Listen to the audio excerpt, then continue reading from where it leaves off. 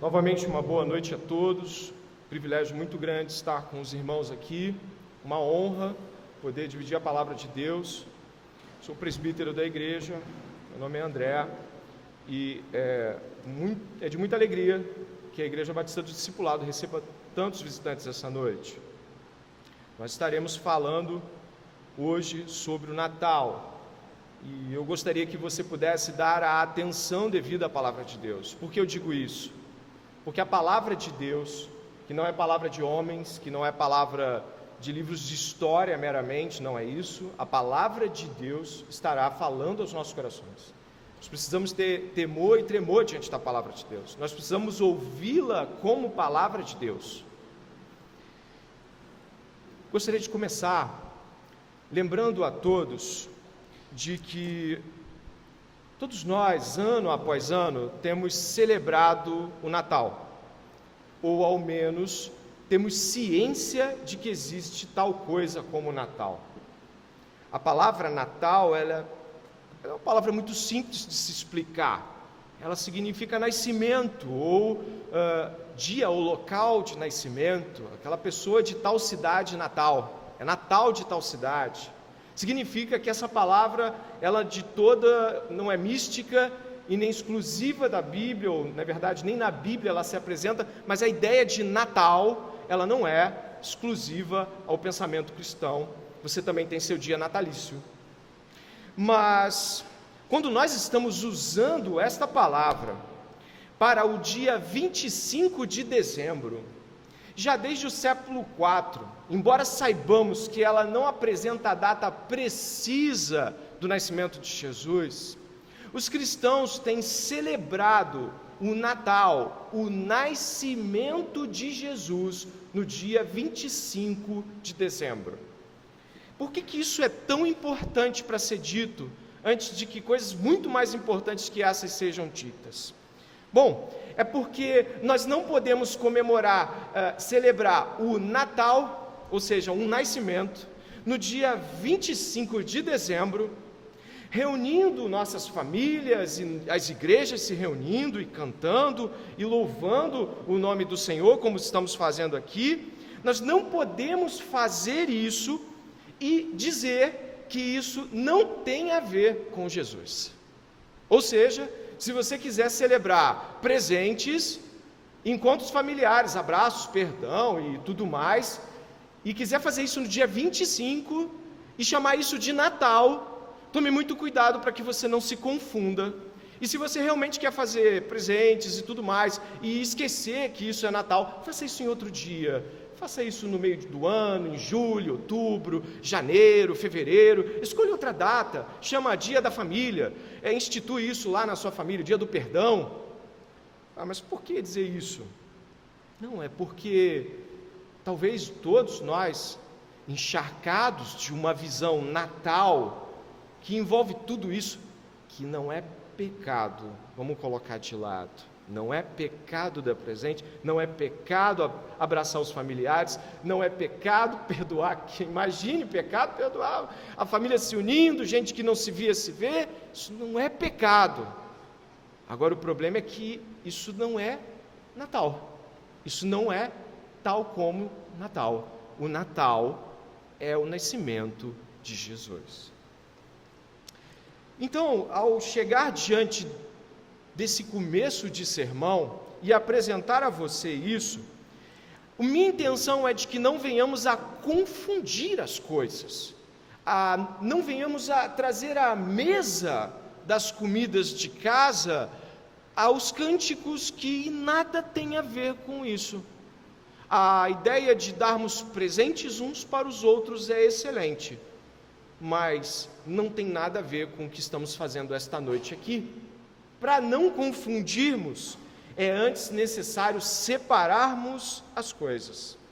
Natal, dia 25 de dezembro, é uma celebração do nascimento de... Está claro para todo mundo, então?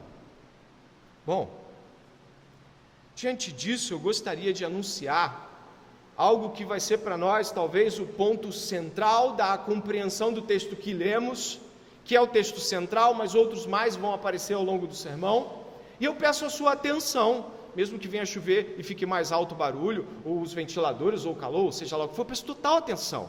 Porque se você veio aqui hoje por causa do Natal cristão, você veio celebrar o nascimento de Jesus. E aí então, eu abro com uma primeira afirmação sobre isso. Viemos celebrar o nascimento de um rei. Eu vou repetir. Estamos aqui celebrando a entrada no mundo dos homens, de modo físico, de modo palpável, real, como todos estão aqui, carne e osso, de um rei, de um monarca. O nascimento de Jesus, comemorado em 25 de dezembro, é o nascimento de um rei.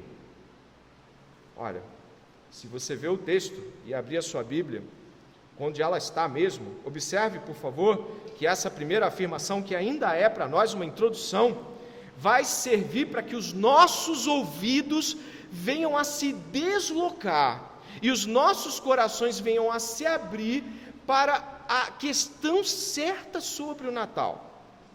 Olha o que está escrito na Bíblia, Mateus capítulo 2, olhe por favor, faça um esforço, incline seus olhos, que vocês vão ver que a questão que os magos levantam no verso 2 é a seguinte: e perguntavam, leia comigo só até a interrogação: onde está o recém-nascido rei dos judeus? Você pode continuar, não tem problema. Porque vimos a sua estrela no Oriente e viemos para... Onde está quem? O rei. Vamos fazer uma coisa bem resumida, bem pequena, para você entender o que a gente está falando.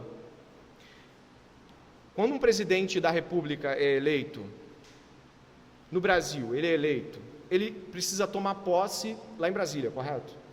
Então, há toda uma carreata, há toda uma orquestração, há toda uma ritualística para dar posse ao novo presidente da República. As pessoas não podem descaracterizar o fato de que o presidente da República vai lá, aí um outro presidente vai, coloca a faixa, né? Você já deve ter visto isso, e aí todo aquele ritual, aquela liturgia, elas apontam para o fato de que o presidente está tomando posse. Ninguém pode chegar e falar que aquilo ali é sobre outra coisa. As pessoas podem criticar a posse do presidente, elas podem não gostar daquele governante, mas elas vão ter que assumir uma grande verdade. Qual é? Aquele homem vai estar regendo muita coisa no nosso país por 4 anos. Isso está claro para você. Então não é difícil para você entender que quando o dia da posse do seu presidente, está acontecendo tudo aquilo, aparece na televisão, os flashes, a entrada e a subida no Planalto, aquilo é a posse de um presidente da República, não é difícil de entender. Então o que os cristãos celebram no dia 25 de dezembro? A chegada de um rei, mas precisa ser ampliado, talvez para que fique ainda mais nítido. Os cristãos celebram a chegada de um novo governo. Olha isso. Nós estamos falando de um governo, nós estamos falando de que a entrada de um rei representa não uma festinha qualquer, mas nós estamos dizendo o seguinte: chegou um rei e nós vamos celebrar a chegada do rei. E o que rei tem a ver? Com que rei tem a ver? É isso que a gente está dizendo quando celebra o Natal, preste atenção. Nós estamos dizendo que venham suas leis e suas ordens sobre nós. Olha isso. É isso que a gente celebra se um rei está sendo celebrado em nosso coração em termos de posse. A gente está dizendo o seguinte: que a sua justiça se estabeleça em nossas vidas. É isso que a gente está dizendo. A gente está vibrando com ele. Ele está chegando e a gente está vibrando. Que seus inimigos sejam meus inimigos, porque agora ele é meu rei, o inimigo dele é meu inimigo. Que esse reino venha sobre nossas vidas e nos governe totalmente. Por isso, precisamos repensar se ao celebrarmos o Natal, estamos celebrando a chegada de um rei. Então não pode ser alguma coisa que acontece dia 25. Por isso os cristãos se preparam para o dia 25, não é isso? Porque vai acontecer um negócio fantástico. Eles vão celebrar a inauguração ou a chegada de um rei que regerá toda a terra, e a gente vai entender isso aqui. Então também não pode ser só sobre o dia 25, você concorda? Se a coisa é essa, dia 26, a gente ainda está vivendo sobre o governo que a gente celebrou, pô. Então a gente está pensando o quê? Dia 26, dia 27, a gente está falando de 1º de janeiro, dia 2, a gente ainda está alegre de ter lembrado de que o rei foi celebrado, que o rei foi empossado. Eu gostaria de começar agora, a partir dessa introdução, porque talvez nós tenhamos uma dificuldade fenomenal de compreender que quando celebramos o Natal, que por sinal não é ordem bíblica celebrar o Natal, e por isso muita gente acha que pode colocar no Natal o que bem entender. É mais ou menos o seguinte: como não está mandando fazer, eu vou fazer do jeito que eu quiser. Só que tem um outro problema: se você está falando e relacionando uma coisa a Deus, você não vai mais poder fazer aquilo do jeito que você quiser. Toda vez que você for fazer uma celebração, qualquer que seja, e você vise glorificar a Deus, se é sobre o rei, quem vai dar a diretriz de como vai ser celebrado é quem? O rei. Você não vai poder criar um sistema de adoração para Deus partindo de você. Você vai ter que adorar a Deus dos moldes de Deus. Você vai celebrar a Deus partindo da perspectiva de Deus. Você vai centralizar o Natal em Deus. Por isso, se o centro do Natal é a comida arada, não é Natal. Por isso, se o centro do Natal são as trocas de presentes, não é Natal. Se o centro do Natal é, nossa, teu tio não sei de onde vai vir, tua avó vai conseguir chegar, não é Natal. Você está entendendo o que eu estou falando? Para a gente poder entender as coisas de uma maneira bíblica. Estamos celebrando um monarca, um rei, um governo, leis próprias. E ao não perceber, ao não discernir, vou usar palavras paulinas aqui, ao não discernir o corpo, ao não discernir o Natal, mesmo que ele não seja uma ordenança bíblica, ao fazermos a celebração em nome de Jesus Cristo, podemos cometer graves erros, podemos entorpecer nossas crianças com uma perspectiva de presentes, podemos nós mesmos passar horas para comprar um Chester, brigar por um menor preço, mas sequer orar naquela semana para que pessoas venham se converter num culto de Natal. Passamos horas na fila de uma promoção, a gente vai voltar para trocar aquela roupa que não deu, mas não conseguiu se ajoelhar e dizer: reina sobre mim, Jesus, reina sobre mim, transforma-me, me quebra, me verga. O Natal é sobre a chegada de um monarca, um rei está sendo celebrado, a sua chegada está sendo celebrada, e isso precisa ser o Natal cristão. Isso é só o ponto de partida.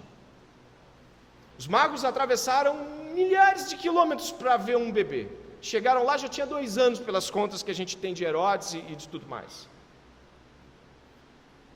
Parece que todo mundo daquela época entendia isso quando olhava isso com os olhos espirituais ou então com os olhos de rei. Você sabe o que Herodes tentou fazer com o menino Jesus? Quem sabe? Você sabe? Tentou fazer o que com ele? Matá-lo, porque ele sabia a ameaça que seria um novo rei. Então ele entende que um novo rei representa novas leis, nova ordem, novo governo, um novo estabelecimento de tudo. Esse menino precisa ser morto. Então ele ordena, não é palco de hoje aqui para a gente, mas ele ordena um infanticídio naquela região, e milhares de crianças morrem. Jesus é afastado desse infanticídio, José é alertado de tal coisa. Mas a pergunta que se segue, depois que alguém fala: peraí, então eu estou celebrando um novo governo sobre a minha vida. Exatamente. A primeira pergunta que eu quero abrir, e aí eu posso lhe dizer quais serão as 3. A primeira é: de onde vem este rei? Ele veio de onde? Com a sua linhagem. A segunda pergunta é: o que tem a ver conosco a chegada de um novo reino? O que isso implica a nós? E a terceira é: quais são os fundamentos deste rei? como o seu reino é estabelecido em nosso meio. Essas são as três questões, e eu espero que o Senhor te abençoe ao longo desse sermão, e que o Senhor ilumine o seu coração. Talvez você tenha vindo para cá extremamente cansado da semana, talvez você tenha vindo para cá até com desentendimentos familiares, ou talvez entorpecido pelo fato de achar que só porque o Natal da sua família foi regrado de comida, ninguém passou mal com Covid, ou coisa desse tipo, foi tudo certo. Não, Natal tudo certo é aquele Natal que se verga diante de Jesus e admite o senhorio e a salvação de Jesus Cristo. Desta forma, eu gostaria que você pudesse me acompanhar. De onde vem esse rei? Ele vem da onde? Vem até o profeta Miqueias.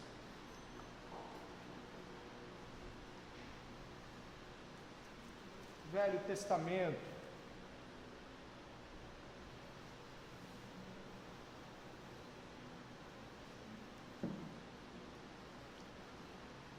Capítulo 5 do profeta Miqueias.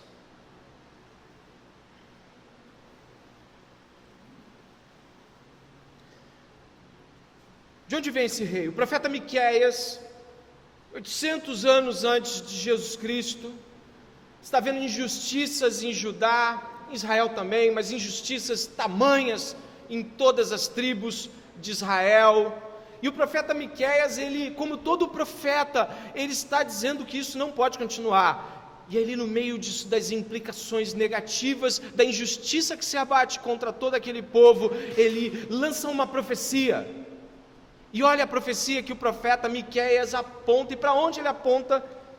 Ele aponta diretamente para Jesus. Capítulo 5, verso de número 2, diz assim: e você, Belém Efratá, que é pequena demais para figurar como grupo de milhares de Judá, de você me sairá aquele que há de reinar em Israel. Complete agora. E cujas origens são desde os tempos antigos, desde os dias da eternidade. Você viu que isso se comunica com o que Mateus disse? Você viu isso? De onde viria esse rei? De Belém Efratá. Ué, mas e daí? Tem coisas nesse texto que você precisa ver. Olha o texto, por favor, comigo. A primeira coisa é que esse rei é o rei dos judeus, aquele mesmo que nós estamos anunciando no Evangelho de Mateus. Em seguida, você percebe que ele nasceria na cidade de Belém, também conhecida como Efratá. Belém, casa do pão, ou então até mesmo casa da guerra. E Efratá significa terra de fecundidade. Ela é pequena demais, percebe? É uma cidade extremamente irrelevante para o nascimento de um monarca. Belém é nada, Belém não é lugar nenhum, Belém é cidade sem expressão, Belém é cidade nenhuma. Em seguida você observa também que ele reinará em todo Israel. E o final, que é o que mais nos deve tocar aqui, diz assim: cujas origens, em algumas versões saídas, as origens são desde os tempos antigos. E o final, desde os dias. Este rei não é apenas um rei nascido em nosso meio, ele não é apenas um rei nascido e o reinado dele não começa a partir do fato de que ele encarna, ele é de linhagem monárquica. Você está entendendo isso?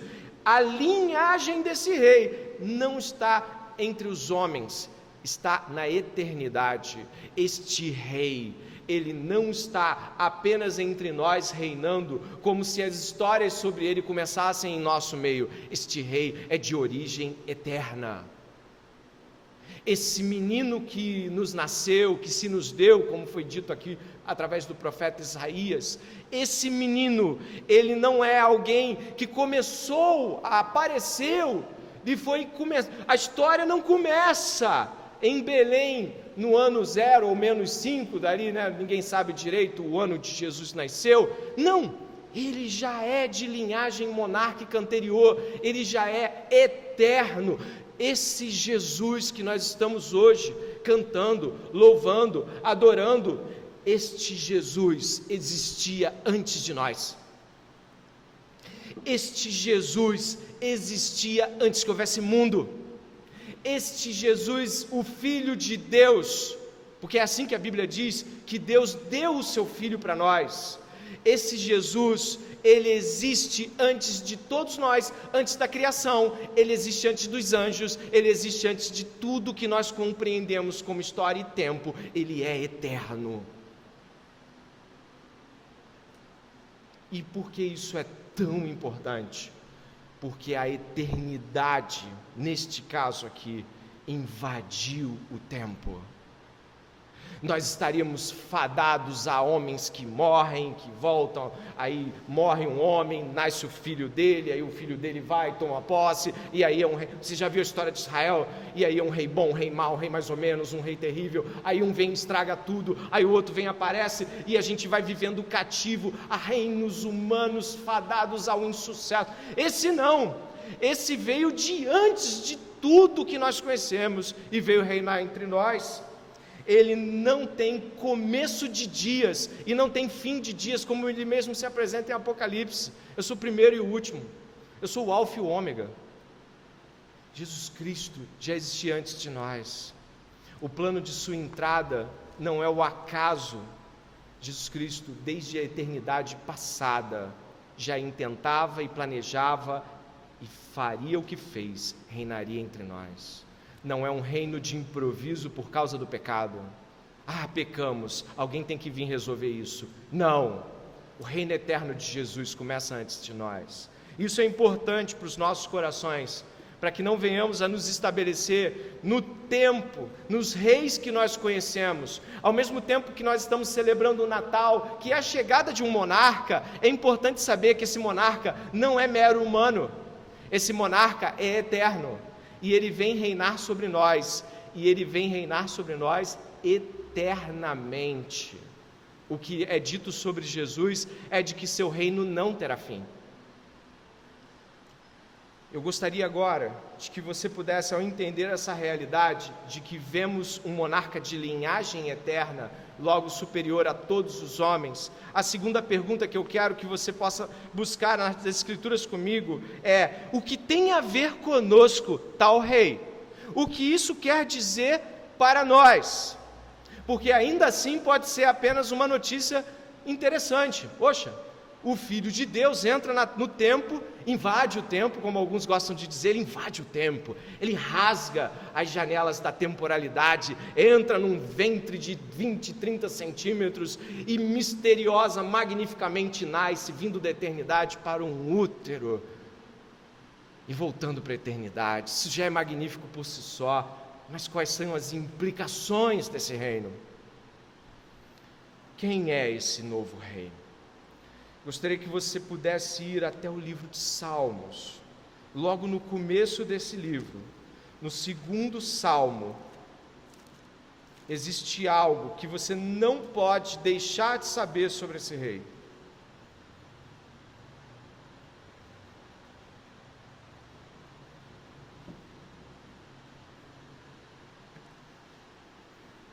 Salmo de número 2.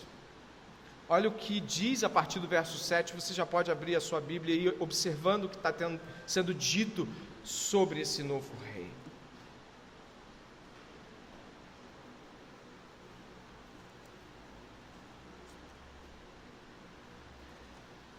Diz assim o verso 7: o rei diz: proclamarei o decreto do Senhor. Ele me disse: você é meu filho, hoje eu gerei você.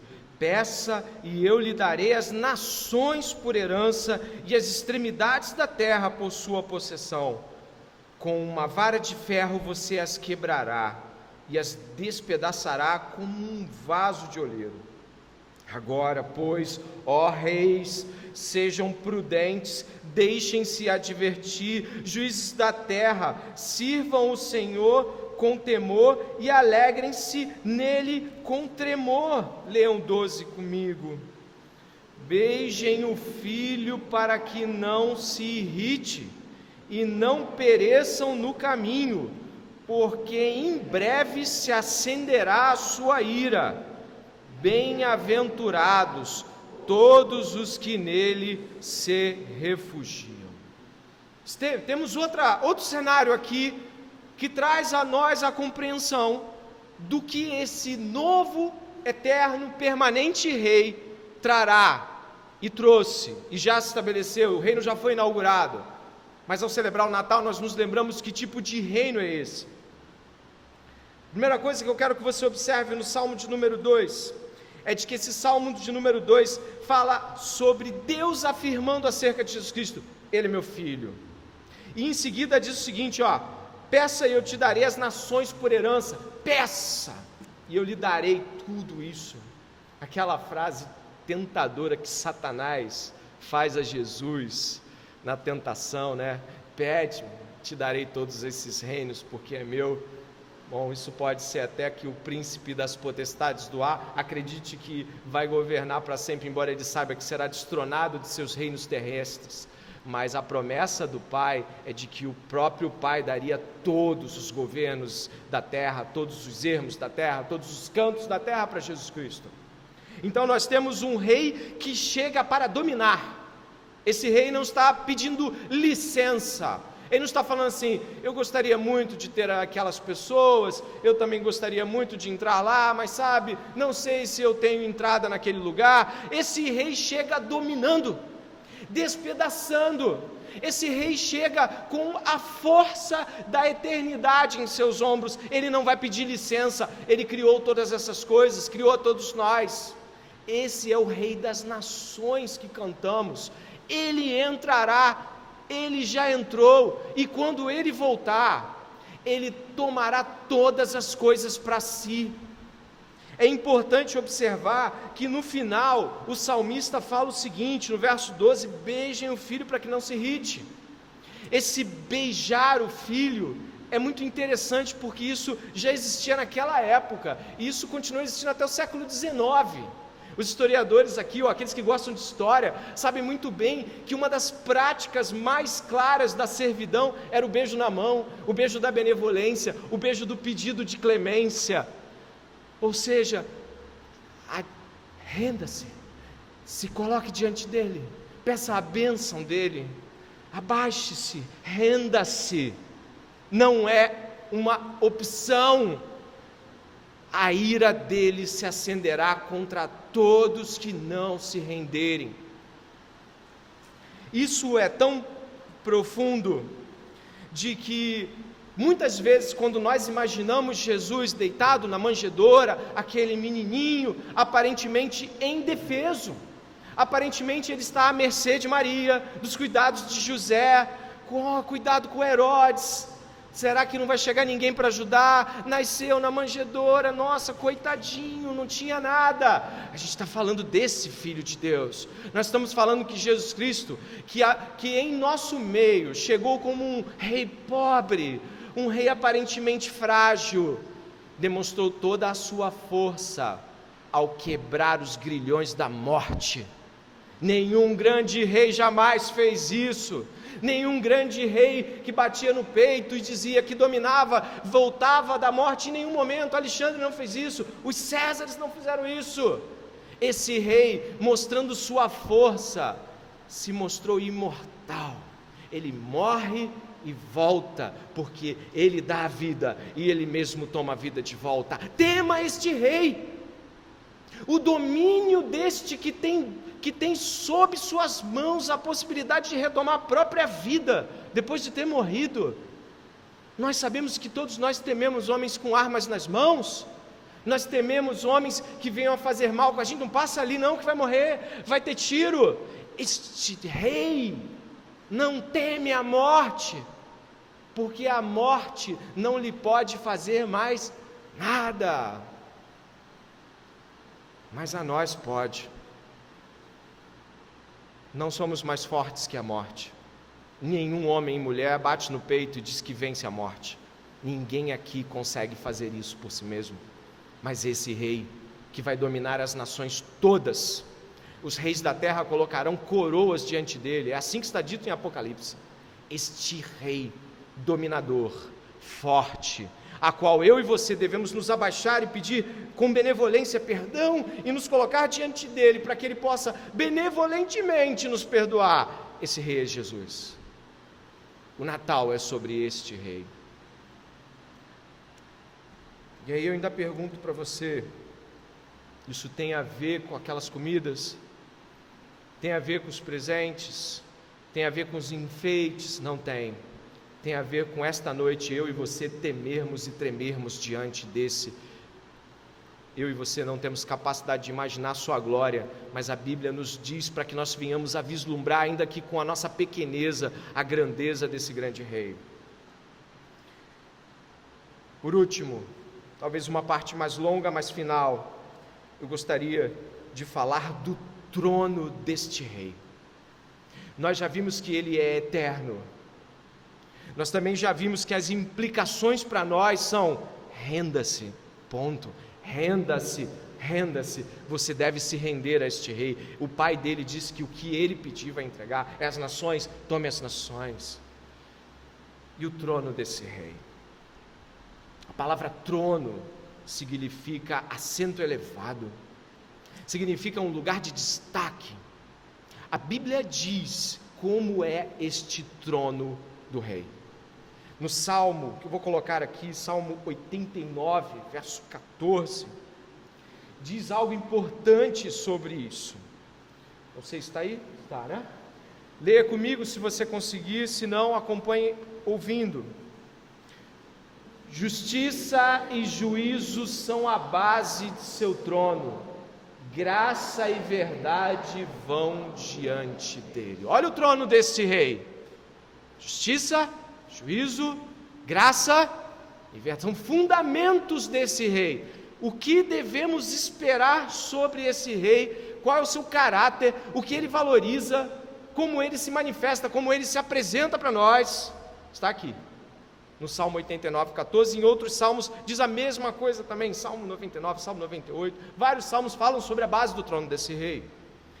E o que nós temos é que a Bíblia apresenta Jesus como rei em vários momentos. Então você pode encontrar, por exemplo, quando os magos se aproximam de Jesus, não sabemos se foram 3, se foram 4, a gente cogita 3 pelos 3 presentes, mas esses magos se aproximam e eles dão o quê? Presentes. O que eles estavam procurando? O rei. Eles vão lá e dão presentes. A gente podia pensar na manjedoura como um tipo de trono, né? um trono provisório. Eles estão se prostrando. Os pastores também, eles vão na direção dele. Só que o que nós temos na Bíblia são 2 tronos muito claramente perceptíveis de Jesus. Um aqui, enquanto na terra, e o outro no céu.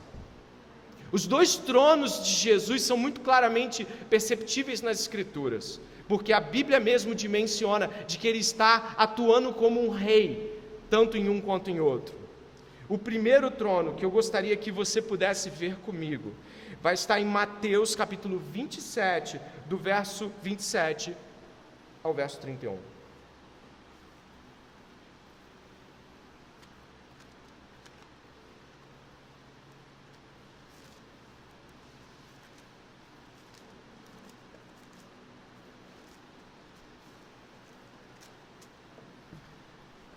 Em Mateus capítulo 27,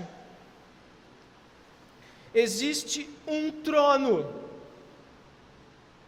onde este monarca Jesus, o Filho de Deus, se assenta. E logo que você lê comigo, olhando, você vai perceber do que se trata. Diz assim, em Mateus capítulo 27, do 27 em diante. Logo a seguir, os soldados do governador, levando Jesus para o pretório, reuniram em torno dele toda a tropa. Tiraram a roupa de Jesus e o vestiram com um manto escarlate. E tecendo uma coroa de espinhos, a puseram na cabeça dele e colocaram um caniço na sua mão direita. E ajoelhando-se diante dele, zombavam: Salve, rei dos judeus! E cuspindo nele, pegaram o caniço e batiam na cabeça dele. Depois de terem zombado dele, tiraram-lhe o manto e o vestiram com as suas próprias roupas. Então o levaram para ser crucificado. Sabe o que você tem aqui? Você tem Jesus no trono da cruz. Este é um trono que ele não nega. Jesus Cristo se apresenta como rei diante daqueles homens, e o que ele recebe, se você percebeu e olhando o texto, é de uma dor profunda ver isso. Jesus Cristo está parado, e aqueles soldados romanos estão escarrando, cuspindo nele. Ele está completamente sendo zombado, talvez esteja tremendo, talvez esteja chorando. Isso não tira nada dele. Talvez ele esteja em estado de choque, no sentido de ver tudo ao seu redor contra ele, como no Getsemane, suando sangue. Ele estava ali sendo cuspido. Você imagina essa cena para você? Então eles desnudam Jesus, arrancam-lhe toda a sua roupa, que vergonha. Colocam um manto escarlate de rei, púrpura, algumas versões. Eles cobrem ele como um rei, pegam uma vara, um pedaço de pau e fazem de cetro. É o rei ou é o bobo da corte? Quem é ele? Como se não fosse bastante, e você que é cristão, use sua imaginação para glorificar a Deus nesse momento. Eles pegam o cetro da mãozinha dele e começam ali a bater na sua cabeça, e batendo na sua cabeça, aí o rei. Então eles pegam diabolicamente, maldosamente, entrelaçam uma coroa de espinhos e enterram-na, rasgando-lhe tecidos, talvez tocando-lhe olho, raspando no crânio. Aquele homem parado, sem nenhum insulto a ser dado a ninguém, sem nenhuma palavra de maldição, porque com uma palavra ele secaria uma árvore como ele fez, uma palavra ele levantaria um morto, numa palavra ele faria com que tudo aquilo ali se voltasse em nada. Com uma palavra ele desintegraria aqueles homens, com um sopro da sua boca ele destruirá Satanás, com uma só palavra aquilo tudo seria destruído. Ele está parado, reinando.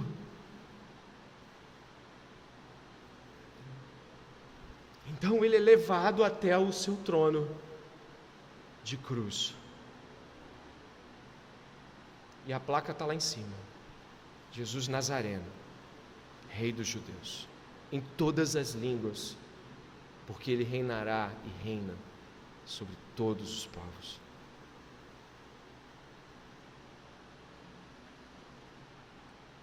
Espancado, humilhado, envergonhado, mas aquele trono é um trono, olha lá de novo aquele trono anterior que a gente viu em Salmo.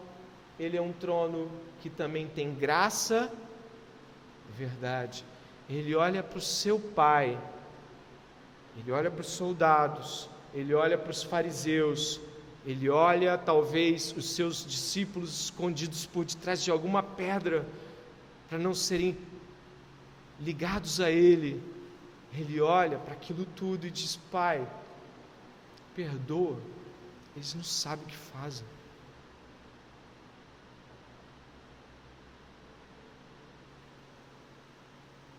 Esse é Jesus, o Rei da cruz.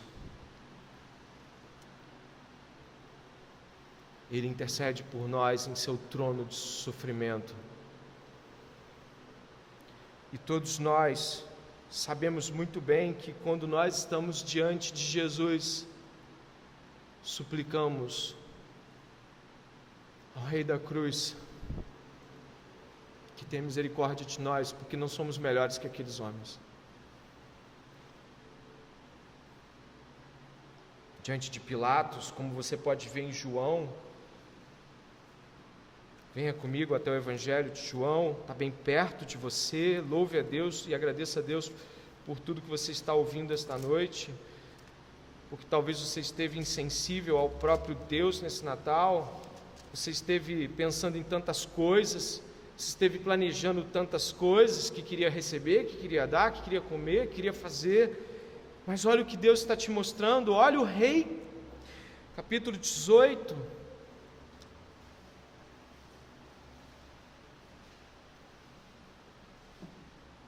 capítulo 18, um governador interroga Jesus no verso 33, toda a marra, todo o orgulho romano, toda a pompa, as insígnias, o maior império da terra, e um governador ali, olhando para Jesus, com a certeza para ele muito clara, se eu quiser eu te livro, se eu quiser eu te solto, eu tenho poder sobre você. Então há um interrogatório no capítulo 18, no verso 33 a 38, e é dito o seguinte, e preste atenção por favor, verso 33, Pilatos entrou novamente no pretório, chamou Jesus e lhe perguntou, você é rei dos judeus? Jesus respondeu, essa pergunta vem do Senhor mesmo, ou foram outros que lhe falaram ao meu respeito? Pilatos respondeu, por acaso eu sou judeu? A sua própria gente, os principais sacerdotes, é que o entregaram a mim. O que foi que você fez? Jesus respondeu, o meu reino não é deste mundo. Se o meu reino fosse deste mundo, os meus ministros se empenhariam por mim, para que eu não fosse entregue aos judeus. Mas agora o meu reino não é daqui. Pilatos perguntou, então você é rei? Jesus respondeu, o Senhor está dizendo que eu sou rei. Eu para isso nasci e para isso vim ao mundo, a fim de dar testemunho da verdade. Todo aquele que é da verdade, ouve a minha voz. Pilatos perguntou, o que é a verdade? O Rei da Graça veio dar testemunho da verdade. E o que nós temos hoje é que nós celebramos o Natal, porque este Jesus que foi crucificado era verdadeiramente o Rei dos homens. Ele é o único monarca que vai continuar regendo tudo que existe após todos os reinos do mundo entrarem em seus colapsos, após os últimos reinos do mundo serem completamente destruídos pela fúria do seu poder quando voltar à terra.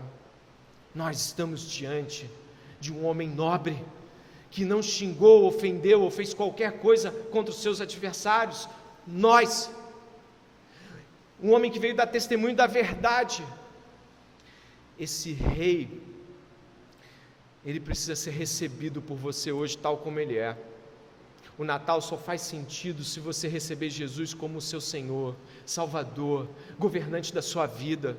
Só faz sentido dizer que Natal é alguma coisa para alguém, se de fato o Rei Jesus rege as nossas famílias, nossos corações. Isso é impressionante. Nós temos uma quantidade hoje no nosso país, no mundo, de cristãos que não são regidos por Jesus, que estabelecem suas próprias práticas, que ordenam suas vidas sob seus próprios sabores, gostos, e se dizem cristãos. Isso é uma blasfêmia. Acontece que existem duas maneiras de se dobrar diante de Jesus. Uma é hoje, se dobrando diante do Rei da Cruz. E como você mesmo sabe, e eu tenho certeza que você já ouviu sobre isso, esse reino é o reino do Evangelho. Marcos capítulo 1, verso 15 diz o seguinte, Jesus fala, o tempo está cumprido, o reino de Deus está próximo. Olha o que ele diz agora, arrependam-se e creiam no Evangelho. O Evangelho, o anúncio real de que o Rei eterno entrou no tempo, foi morto pelos homens, mas segundo a mão de seu próprio Pai, para perdoar os pecados dos homens que se ajoelharem diante dele e disserem: eu creio que tu és o Filho de Deus, eu creio que tu és o Senhor, eu creio que tu és o Filho do Deus vivo, eu creio que a vida não tem sentido se não for para te servir, eu creio que o Senhor é aquele que é dono do universo, eu creio, eu me rebaixo, eu me humilho, me envergonho de quem eu sou, do que eu fiz, rege a minha vida, Senhor Jesus, rege a minha vida, eu creio no Evangelho. Isso não pode ser da boca para fora. Mas esse é um modo com o qual os homens reconhecerão. Existe outro modo com o qual os homens terão de reconhecer o senhorio de Jesus. E esse outro modo é onde sua justiça e juízo estarão sobre aqueles que não reconhecerem a cruz de Cristo e não viverem segundo o evangelho da cruz de Cristo. Graças a Deus que pregadores não conhecem o coração das pessoas. Eu dou graças a Deus. Eu dou graças a Deus por duas coisas aqui. Primeiro, porque você não sabe o quão mal eu sou e você me ouve. Porque se você soubesse o quão mal eu sou, você talvez teria dificuldades de ouvir a palavra de hoje. Então, é bom que você não saiba o que está na minha mente o tempo todo, porque aí você acaba não sabendo o quão mal eu sou. Mas também é muito bom que o pregador não conheça o coração das pessoas aqui. Mas segundo as Escrituras, preste atenção, estamos terminando. Segundo as Escrituras, a quantidade de pessoas que vai para o inferno é muito maior do que aquelas que vai para o céu. A proporção, chamada de caminho largo, é por onde passam a maioria das pessoas. E muitas delas vão chegar lá evangélicas, católicas. Muitas delas vão chegar lá com as suas insígnias. Mas ele vai dizer: não conheço o céu. Esse vai ser um dia terrível. Um dia terrível. E eu espero que você que está ouvindo isso possa talvez reconhecer que a sua vida e a vida do reino possam não estar nem alinhadas ou talvez nada tenham a ver. Mas se caso você continuar em sua rebeldia e continuar achando que o Natal é sobre as comidas que você come e os presentes que você dá e de que a vida pode ser vivida medianamente como um cristão, eu gostaria que você pudesse ir comigo até o último texto dessa noite, que é em Apocalipse.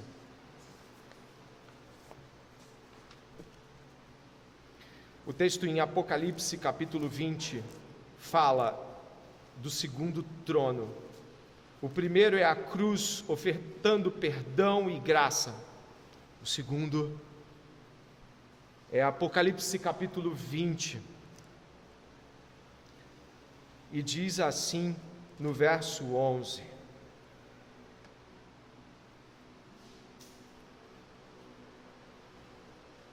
vi um grande trono branco e aquele que está assentado nele. A terra e o céu fugiram da presença dele, e não se achou lugar para eles. Vi também os mortos, os grandes e os pequenos, que estavam em pé diante do trono. Então foram abertos livros. Ainda outro livro, o livro da vida, foi aberto. E os mortos foram julgados segundo as suas obras, conforme o que estava escrito nos livros. O mar entregou os mortos que nele estavam. A morte e o inferno entregaram os mortos que neles havia, e foram julgados, um por um, segundo as suas obras. Então a morte e o inferno foram lançados no lago de fogo. Esta é a segunda morte, o lago de fogo. E se alguém não foi achado inscrito no livro da vida, esse foi lançado no lago de fogo. A este trono, a misericórdia não será mais acessível. A este trono não será mais possível clamar por ele e dizer: me dê mais uma chance, me dê mais alguns minutos, eu preciso me arrepender. Essas palavras não sairão da sua boca. O julgamento de Jesus despertará ódios infernais em cada um daqueles que vão para o inferno. Eles serão aqueles que praguejarão ainda mais forte o nome de Jesus ali mesmo na frente dele. Não haverá arrependimento, não haverá clamor, só haverá alguém desesperado arranhando o chão como se fosse arrastado para as unhas infernais e eternas. Esse trono o trono do julgamento. Só tem um modo de se escapar dele, de que o nome dessa pessoa esteja inscrito no livro da vida. Você percebe que terra e tudo mais foge do encontro com esse trono.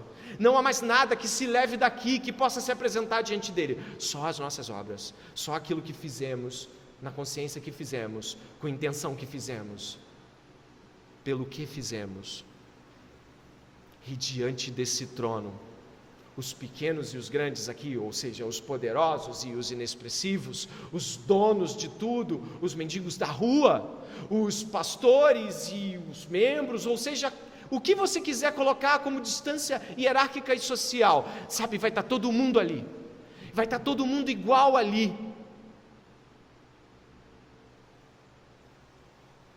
E diante dele os livros. Coisas estão sendo escritas agora nesses livros, mediante ao coração de cada homem e mulher aqui. Coisas estão sendo escritas sobre o modo como você está reagindo à palavra de Deus agora. Pessoas que estão aqui hoje, estão nesse momento, talvez desavisadas, procurando saber que horas termina esse culto, e indo para casa e vendo se sobrou algo do que se comeu ontem, desavisadas. Ou se não desavisadas, desapercebidas da gravidade. O Natal nos lembra um rei, e esse rei nos lembra seus tronos. Um dia eu também vou estar diante dele.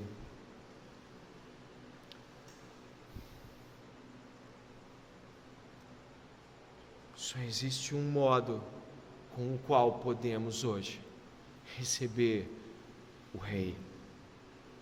Só existe um modo que você não vai poder transformar no seu modo, eu não vou poder transformar no meu jeito. E o modo com que o rei hoje aponta é: renda-se, arrependa-se. Este rei é dito em João, de que ele é tal como a luz. Olha, que forte isso, né? Ele é o rei da luz. Mas também é dito assim no Evangelho de João, capítulo 3. A luz veio ao mundo, mas os homens amaram mais as trevas do que a luz, porque suas obras eram más. Eles mantiveram o paladar infernal do modo como gostam de viver, e preferiam dizer assim: sou cristão, e você não tem nada com o modo como eu sou cristão. Eu sou cristão, e você não tem nada que me dizer que algumas coisas na minha vida não estão como deveriam estar. Eu é quem sei, eu e Deus sabemos. A Bíblia sabe. O pastor não sabe, mas a Bíblia sabe. O Natal só pode ser alegria para os arrependidos. O Natal só pode ser esperança para aqueles que esperam que o reino dos arrependidos seja consumado. O Natal só pode ser alegria para aqueles que esta noite estão certos de seus deméritos e estão confiantes de que existe Jesus, o Rei benevolente, que está dizendo: eu te perdoo, entra para o gozo de meu Pai. Eu te perdoo, eu sei que você fez coisas terríveis, eu sei que agora mesmo você pensou coisas terríveis, eu sei que agora mesmo você talvez esteja inclinado e pensando: como poderei me livrar das coisas terríveis que penso e faço? Mas eu quero lhe ajudar. Eu enxugarei um dia toda a lágrima dos seus olhos, mas hoje eu te porei meu espírito e você vai vencer isso. Esse é o Rei, esse é o Rei do Natal, esse é o Rei eterno. Renda-se a Jesus essa noite. Renda-se a Jesus essa noite. Entregue-se a Jesus aí mesmo onde você está. Eu apelo, se lance aos pés dele. Você não tem chance. Você vai ser consumido e destruído pelo seu evangeliquez, catoliquez ou sua arrogância. Renda-se a Jesus. E se você já tem Jesus Cristo, apresente-se como servo rendido de seu Pai.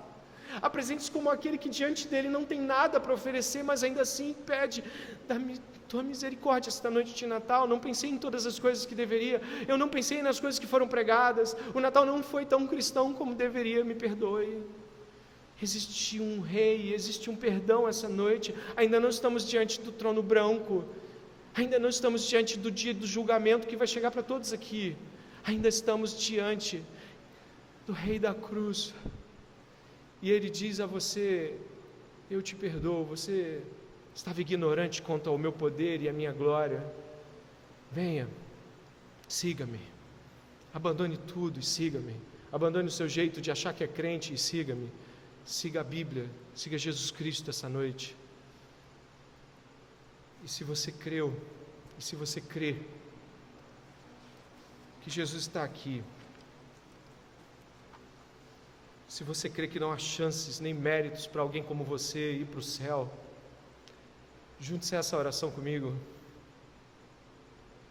e peça que Ele livre o seu coração da miséria, da arrogância e da vida miserável que talvez você esteja vivendo. E se você já é cristão, que Ele quebrante o seu coração.